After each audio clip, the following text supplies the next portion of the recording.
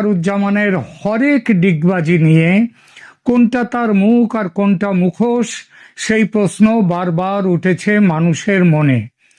প্রধান উপদেষ্টার সঙ্গে তার এই আড়ি, এই ভাব দেখে দেখে মানুষ এতটাই বীতশ্রদ্ধ যে জেনারেল ওয়াকার উজ্জামানের মনে কি আছে, তিনি কি করতে চান, আদৌ কিছু করতে চান কিনা, এসব নিয়ে ভাবনা চিন্তা করা মানুষ একেবারে ছেড়েই দিয়েছে।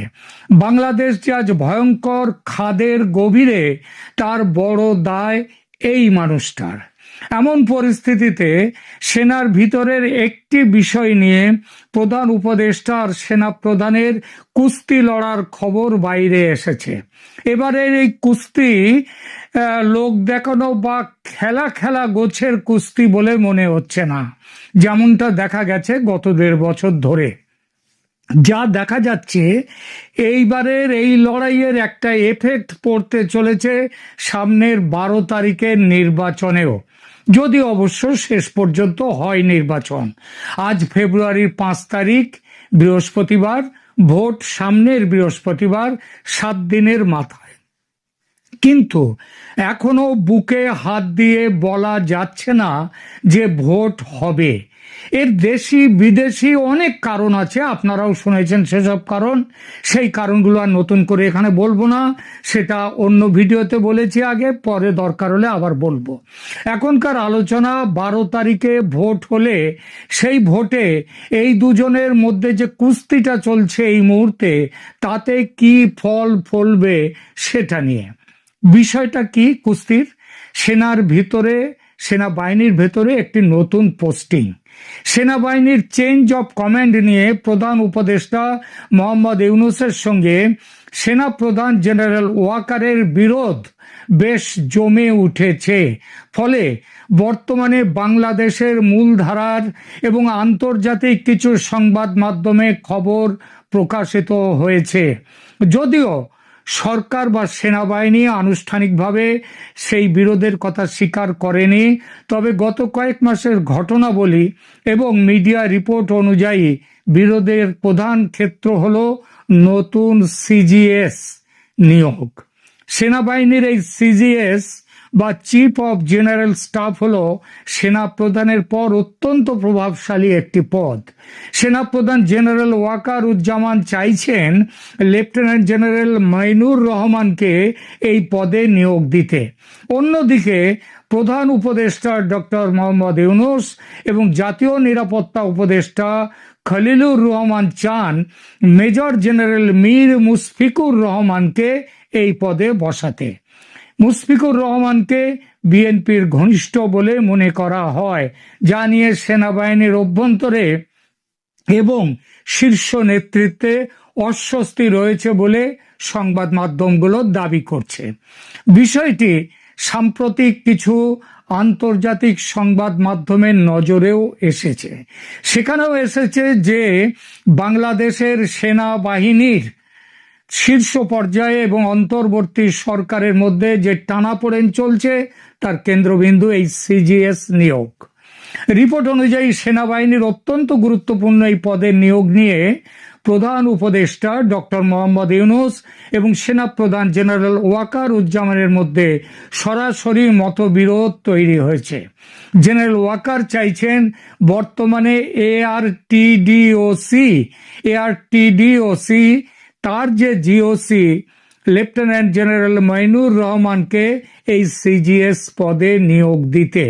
তিনি অভিজ্ঞতার দিক থেকে এই পদের জন্য সেনাপ্রধানের কাছে বিশ্বস্ত।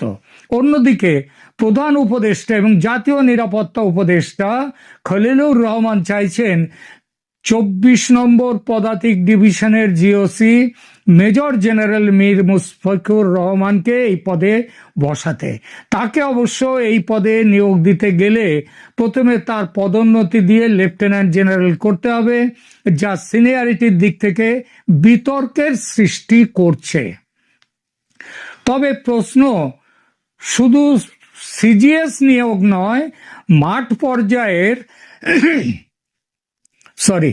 মাঠ পর্যায়ের সেনাকর্তাদের মধ্যেও বেশ কিছু কারণে অসন্তোষ বাড়ছে বলে খবর। অসন্তোষের কারণ হচ্ছে সেনাবাহিনীর অভ্যন্তরীণ বদলি ও পদোন্নতিতে জাতীয় নিরাপত্তা উপদেষ্টা তার সচিবালয়ের হস্তক্ষেপ নিয়ে বাহিনীর ভেতরে নেতিবাচক প্রতিক্রিয়া তৈরি হয়েছে। সেনাপ্রধান নিজেই এক দরবারে ইঙ্গিত দিয়েছিলেন যে সামরিক বাহিনীতে রাজনৈতিক বা বেসামরিক হস্তক্ষেপ তারা সহজভাবে নিচ্ছেন না।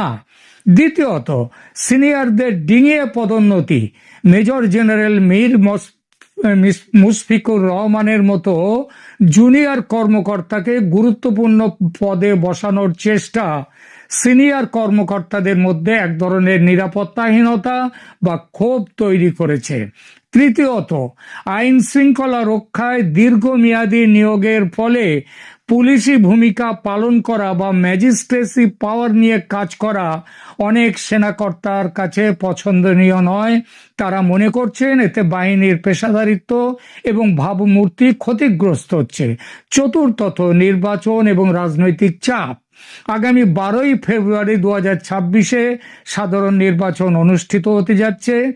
এই নির্বাচনের স্বচ্ছতা বজায় রাখা এবং রাজনৈতিক দলগুলোর, বিশেষ করে বিএনপি ও জামায়াতের মধ্যে পাল্টাপাল্টি দাবির মাঝে সেনাবাহিনীর ভূমিকা কি হবে তা নিয়ে কর্মকর্তাদের মধ্যে রীতিমতো মতভেদ শুরু হয়েছে। আর এই প্রসঙ্গে র্যাপিড অ্যাকশন ব্যাটালিয়নের নাম ও পোশাক পাল্টানো নিয়ে সরকারের আদেশ ব্যাপক বিতর্ক তৈরি করেছে সেনার মধ্যে।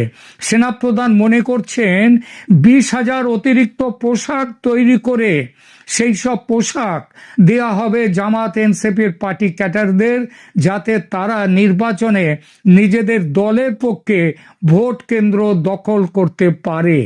এর বিরুদ্ধে ব্যবস্থা নেওয়ার জন্য সেনা গত 3 তারিখে গাজীপুরে উচ্চপদস্থ কর্মকর্তাদের নিয়ে বৈঠক করেছেন সেনাপ্রধান। সব মিলিয়ে আগামী নির্বাচনের মুখে এসে দেখা যাচ্ছে ওয়াকারুজ্জামান এবং মোহাম্মদ ইউনূসের সম্পর্কে বেশ খানিকটা খাটাস বা মন কষাকষি এসে গেছে, এবং দেখা যাচ্ছে এই মন কষাকষির বাস্তব ভিত্তি আছে। কোন বাস্তব ভিত্তি?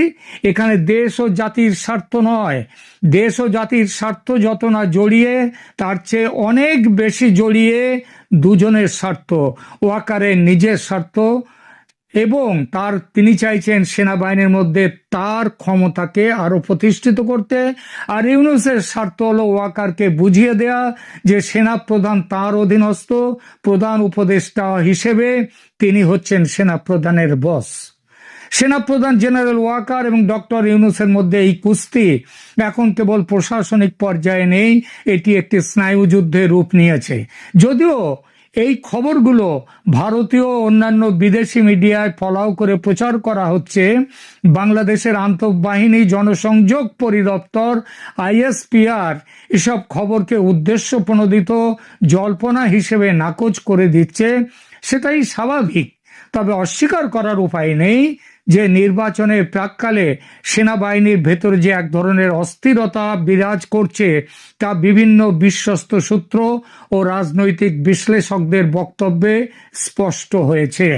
CGS নিয়োগ নিয়ে সৃষ্ট এই সংকট মূলত চেইন অফ কমান্ড এবং বেসামরিক নিয়ন্ত্রণ এর মধ্যে একটি ক্ষমতা দখলের লড়াই, এবং বিভিন্ন আন্তর্জাতিক সংবাদ মাধ্যমের প্রতিবেদনে দাবি করা হয়েছে যে সরকারের স্থিতিশীলতার ওপর বড় প্রভাব ফেলতে পারে এই লড়াই। এটা প্রকাশ করে দিচ্ছে সেনার অভ্যন্তরের গোষ্ঠীদ্বন্দ্বের ছবিও। এটা ঠিক যে পেশাদার সামরিক বাহিনীতে রাজনৈতিক ঝোঁক একটি সংবেদনশীল বিষয়, যা কখনোই কাম্য নয়। ভারতে তো একথা চিন্তাই করা যায় না, কিন্তু বাংলাদেশ সেনাবাহিনীর ক্ষেত্রে এটা নতুন কিছু নয়। আগেও বহুবার দেখা গেছে, হয়তো ভবিষ্যতেও দেখা যাবে, আর এখন তো দেখা যাচ্ছেই। লেফটেন্যান্ট জেনারেল মাইনুর রহমান, তিনি বর্তমানে ARTDOCর GOC এবং সেনাপ্রধান জেনারেল ওয়াকারুজ্জামানের অত্যন্ত বিশ্বস্ত। তার ক্যারিয়ার প্রোফাইলটা এরকম: তিনি 24তম BMA লং কোর্সের কর্মকর্তা, তিনি অত্যন্ত মেধাবী হিসেবে পরিচিত এবং BMA-তে সোর্ড অফ অনার অর্জন করেছিলেন।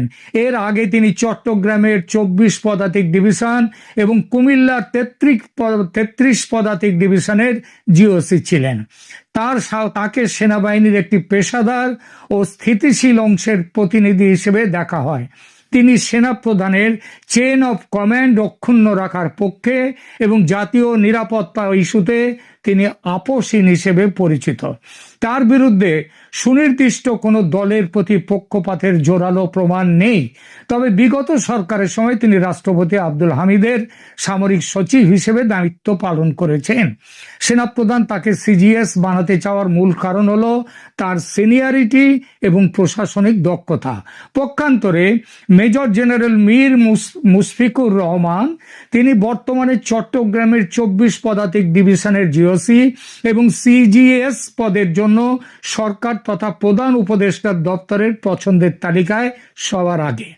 ক্যারিয়ার প্রোফাইলে তিনিও 24তম বিএমএ লং কোর্সের কর্মকর্তা ছিলেন, আবার তিনি মাইনুর রহমান সাহেবের ব্যাচমেট ছিলেন। তিনি সেনাবাহিনীর সদর দপ্তরে মিলিটারি সেক্রেটারি এবং ডিজিডিপি এর মতো গুরুত্বপূর্ণ পদেও দায়িত্ব পালন করেছেন। নর্থ ইস্ট নিউজ এবং নিউজ এরিনা ইন্ডিয়ার মতো পোর্টালগুলো দাবি করছে যে মীর মুশফিকুর রহমানের সাথে বিএনপি ঘরানার রাজনীতির একটি প্রচ্ছন্ন যোগাযোগ রয়েছে।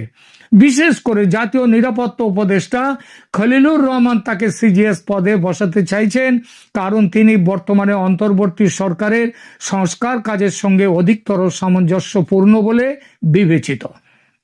ভারতীয় কিছু মিডিয়া রিপোর্টে, যেমন দৈনিক স্টেটসম্যানে, সেখানে প্রকাশিত সংবাদে দাবি করা হয়েছে যে মুশফিকুর রহমানকে কেন্দ্র করে সেনাপ্রধানের একটি অংশ আবার সেনাপ্রধানের বিরুদ্ধে স্নায়ু যুদ্ধে বা ষড়যন্ত্রে লিপ্ত, আর লড়াইটা এজন্যেই। এই নিয়োগ নিয়ে সংঘাতের দ্বন্দ্ব আসলে ব্যক্তি বিশেষের নয়, বরং দুটো ভিন্ন দর্শনের লড়াই।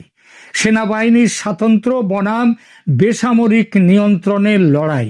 সেনাপ্রধান চাইছেন সিনিয়রিটির ভিত্তিতে মাইনুর রহমানকে নিয়োগ দিয়ে বাহিনীর অভ্যন্তরীণ নিয়ম বজায় রাখতে, অন্যদিকে সরকার চাইছে ইউনূসের সরকার যে মুশফিকুর রহমানকে নিয়োগ দিয়ে সেনা সদরে এমন কাউকে রাখতে যিনি বর্তমান সরকারের রাজনৈতিক দর্শনের প্রতি সহানুভূতিশীল।